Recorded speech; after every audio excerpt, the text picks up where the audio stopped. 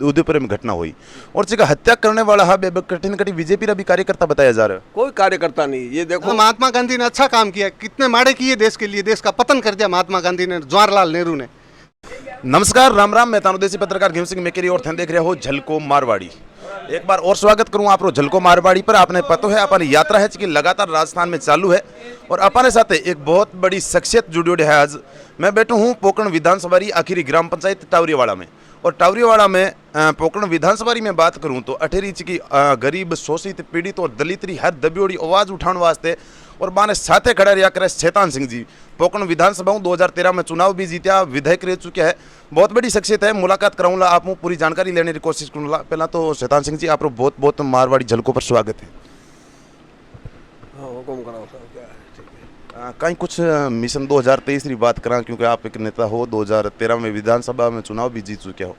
2023 की अगर बात करा तो कहीं रवेला 2023 की जो अभी देश की परिस्थितियां हैं, देश के हालात है, देश में जो अभी ज्वलंत स्थितियां जो पैदा हो रही है, वो किसी भी सूरत में एक राष्ट्र की खुशहाली के लिए, राष्ट्र की समृद्धि के लिए और राष्ट्र में शांति के लिए वो स्थितियां अच्छी नहीं है। राजस्थान में विशेषकर आपने अभी देखा होगा, करौली की घटना हुई, अलवर में हुई, फिर जोधपुर में हुई और अभी ताज़ा आपने उदयपुर में घटना देखी है।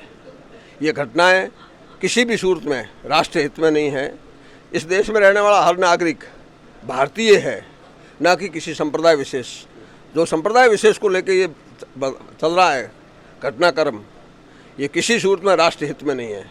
मेरा आप सबसे निवेदन है कि इन परिस्थितियों को ध्यान में रखते हुए आप सब संगठित होकर चलेंगे तो देश बचेगा, समाज बचेगा और राष्ट्र बचेगा। अन्यथा राष्ट्र में बहुत बुरे दिन, विशेषकर राजस्थान की परिस्थितियाँ किसी सूरत में अच्छी नहीं है, क्योंकि राजस्थान की कांग्रेस सरकार चाहूँगा मैं कि उदयपुर की घटना हाल फिलहाल में बार उदयपुर में घटना हुई और जिसका हत्या करने वाला हा कठिन कठिन बीजेपी भी कार्यकर्ता बताया जा रहा है। कोई कार्यकर्ता नहीं। ये देखो एक कहावत है, अब जब आप मारवाड़ी में बात करो तो एक तूहण एक है, तुम्हा लाग्या करे, वो तूहण आप खोद और वो जड़ टेस्ट कर लिया और वो ऊपर चट्टो टेस्ट कर लिया, पूरे खारो है।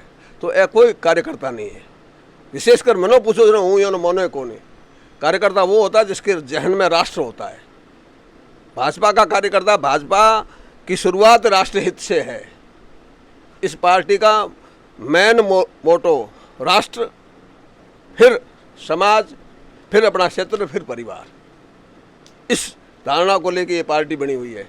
तो भाजपा का कार्यकर्ता किसी भी सूरत में समाज विघटित करने का कार्य नहीं करता है। तो ये कहीं गले निकाल के फोटो खंचवाने से भाजपा के कार्यकर्ता नहीं कहलाते। मैं इनको मानता ही नहीं हूँ, क्योंकि ये तयशुदा प्रोग्राम है। मैंने कई बार कहा है कि सब मुसलमान आतंकवादी नहीं है, पर आतंकवादी सब मुसलमान है। बस इससे पूरा जवाब आ जाएगा। इनकी सब जड़ एक ही है, इसलिए मैं इनको नहीं मानता हूँ। अगर पोकरण विधानसभा की बात करा 2023 में तो कहीं रुक रहे वाला आप 100% पूरे राजस्थान में भाजपा की सरकार बनेगी और भारतीय जनता पार्टी की सरकार बनेगी। दुनिया की ताकत रोक नहीं पाएगी, क्योंकि थोड़ा सा सिर्फ लोगों को गुमराह करके सरकार ली गई थी। सिर्फ 1 2 3 4 10 तक की गिनती करके सब कर्जे माफ़ हो जाएंगे और आपका ये वो कर लेंगे, बेरोजगार युवाओं को हम रोज़गार देंगे, नहीं तो बेरोजगार भत्ता देंगे। तो इन्होंने गुमराह करके और एक छलावे के साथ सरकार बनी थी। और वो सबके सामने एकदम साफ सुथरी स्थिति आज देख रहे हैं। पर राजस्थान में वो तो खुद लड़ रहे हैं। इसलिए अब भारतीय जनता पार्टी की सरकार बनेगी, 100% बनेगी। पोकरण विधानसभा में अगर बात करें तो कठिन कठिन दावेदारी है कि 2 जना जी बताई जा रही है। पार्टियों का निर्णय है ये, कोई दावेदारी करने से या दावेदारी मांगने से, ये राइट्स है कोई करो। बाकी ये निर्णय पार्टी करेगी। जो पार्टी निर्णय करेगी, पार्टी के साथ सब एकजुट होकर अब चुनाव लड़ेंगे। बस आप निश्चिंत रहे। है शैतान सिंह जी जिनका साफ तौर पर निशानो साधी है कांग्रेस सरकार पर और 2023 में भाजपा है कि बता रहे हैं कि दोबारा परचम लेरा वेला। अटे शैतान सिंह जी मैं बात करूं, आप जी के क्षेत्र में बैठे हो, ऑल इंडिया कंपनी की बात करूं, मैं काफ़ी कार्यकर्ता हूँ, बातचीत करी तो बाकी कि ऑल इंडिया जी कंपनी है जिका 12 लोग 80% है जिका अठे काम करने लग रहे हैं। 18 ग्रामीण क्षेत्र लोग है जिका 5-10% ही काम करने लग रहे हैं, बेरोजगार बैठे है। मेरे बारे में आप कुछ ये है, बाल की कंपनियों से भी मेरा निवेदन है कि यहाँ के युवाओं को काम दे। मेरे यहाँ के लोगों से भी निवेदन है, युवाओं से निवेदन है कि अपन कर्म से कर्म करें, पवित्र भाव से कर्म करें, क्योंकि कर्मशीलता ही सबसे बड़ी बात है। आपकी पेट आपके कर्म पे डिपेंड करती है। यदि अपने कर्म में दम होगा तो लोग अपने आप खींचेंगे। इसलिए मेरा युवाओं से निवेदन है कि वो बहुत पवित्र भाव से उसको अपना, देखो एक पेड़ पे फल लगते हैं, फल का यूज करो वहाँ तक ठीक है, पर उस पेड़ को काटने की कोशिश करेंगे तो फल और पेड़ सब समाप्त हो जाएंगे। तो मेरा सबसे निवेदन है, ये डेवलपमेंट के लिए यदि कंपनियाँ आ रही है तो रिल मुल के झुल सब साथ होके काम करें और सबको काम मिलेगा, और उस काम करें, उस काम को पवित्रता से करें। तो कंपनी से भी मेरा यही आग्रह है कि लोकल लोगों को तैयार करके काम दें और लोकल भी कंपनी के साथ विश्वास पैदा करें। बहुत बहुत धन्यवाद। अठेरा चका लोग जुड़ है माऊँ भी आप कमेंट लेने की कोशिश करा। राम राम साहब, आपको नाम? उमेश सिंह, उमेश सिंह जी, मंडल देश से बात कर। मंडल अध्यक्ष राम। कहीं लगे 2023 में पोकरण विधानसभा में परचम ले रहा हो आप? बिल्कुल, भारतीय जनता पार्टी विजय वेला और कांग्रेस रे ये मतलब अभी गहलोत सरकार है उससे जनता त्रस्त हो चुकी है और जगह आए दिन घटनाएं हो रही है और लोगों को विश्वास उठ चुका है। नई नई घटनाएं हो रही है और शांति बिल्कुल नहीं है राजस्थान के अंदर। तो इसमें आने वाले 2023 में भारतीय जनता पार्टी पूर्ण बहुमत के साथ सरकार बनेगी, ये पूरा विश्वास है। शैतान सिंह जी या प्रतापपुरी जी? अभी संगठन तय करेगा, जो को भी आला कमान जिसको भी करता है चिका किरे साथ है, जो को भी उम्मीदवार संगठन जो टिकट देंगे, हमारा कैंडिडेट जो है फूल है वो फूल लेके आएंगे उनके साथ में पब्लिक। जय माता दी साहब। जय माता दी। कहीं कुछ कहना है आप लोग? अगर शैतान सिंह जी देखो एक ढाणिया तक पहुंचना लग रहा है। देखो, मैं भारतीय जनता पार्टी और राष्ट्रवादी पार्टी का कार्यकर्ता हूं और मैं शैतान सिंह बेटा, मैं ईमानदारी से कहता हूं, शैतान सिंह जैसा पवित्र और सच्चा इंसान नहीं है। हाँ ठीक है, मैंने क्या लगा हाव भाव होते हैं। अगर मेरी ग्राम पंचायत की बात करूँ, मैं कोई बड़ा जनप्रतिनिधि हूँ नहीं हूँ, मैं भारतीय जनता पार्टी का कार्यकर्ता हूँ। मेरी पंचायत में 3450 वोट है और 1073 ढाणियाँ, और शैतान सिंह के आंख पर पट्टी बांध के किसी दिशा में भेजो तो मैं वहाँ रास्ता भूल सकता हूँ, लेकिन शैतान सिंह नहीं। ये मैं दावे के साथ कहता हूँ। 2023 में कहीं लगे कांग्रेस या भाजपा? देखो, मैं भारतीय जनता पार्टी का कार्यकर्ता हूँ, पार्टी किसी भी टिकट दे हम उनके साथ हैं, लेकिन मुझे 2008 में हम मामूली मतों से शैतान सिंह जी हार गए। उसके बाद मेरा शैतान सिंह से लगा हुआ, और मेरा राजनीतिक में कहूँ या मेरे को अंगुली पकड़ के जो राजनीतिक सिखाने वाले शख्स है वह मात्र शैतान सिंह जी है। और मैं शैतान सिंह जी में राजनीतिक गुरु भी मानता हूँ और मैं अपना गार्जियन भी मानता हूँ। हाँ, टिकट देना मेरे हाथ में नहीं है और किसी भी नहीं है। जो संगठन और हमारा जो प्रदेश नेतृत्व जिसको तय करेगा, हम कमल के फूल के साथ हैं। और मेरी ग्राम पंचायत हमेशा भाजपा का गढ़ रही है। यहाँ पर 95% पोलिंग होती है, जिसमें 88% बीजेपी पक्ष मत जाते हैं। और इस बार भी चाहे बाप जी प्रतापपुरी जी आए, शैतान सिंह जी आए, हम कमल के फूल के साथ हैं। वीर सिंह जी एक बहुत बड़ी शख्सियत विधानसभा क्षेत्र में विधायक भी रह चुके हैं पहला, आप ढाणी तक पहुंचे, कहीं कुछ क्या बोला आप? धन्यवाद देना बहुत बहुत जो इतनी वहाँ आया खोड़ रमाई। प्राउड फील हुआ कि ढाणी में आया शैतान सिंह जी? बिल्कुल बिल्कुल बिल्कुल, क्यों नहीं, सही है। कहीं कुछ क्या बोला आप शैतान सिंह जी ने? मैं शैतान सिंह बहुत बहुत धन्यवाद दूँ और अपने 5 साल रहा अच्छो काम करियो और ये दारे रगड़े हैं दिन छुट गई हमें परेशान होना ये सरकार, ठीक है।